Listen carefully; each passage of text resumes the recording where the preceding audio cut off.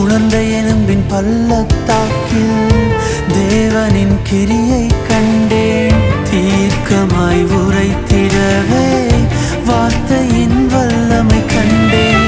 நரம்புகள் உருவாகும், எலும்புகள் ஒன்று சேரும், சேனையாய் எழும்பி நின்று தேசத்தை சுதந்தரிக்கும். நரம்புகள் உருவாகும், எலும்புகள் ஒன்று சேரும், சேனையாய் எழும்பி நின்று தேசத்தை சுதந்தரிக்கும்.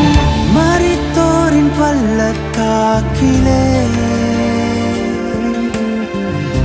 ஜீவனின் வாசனை வீசிடுதே.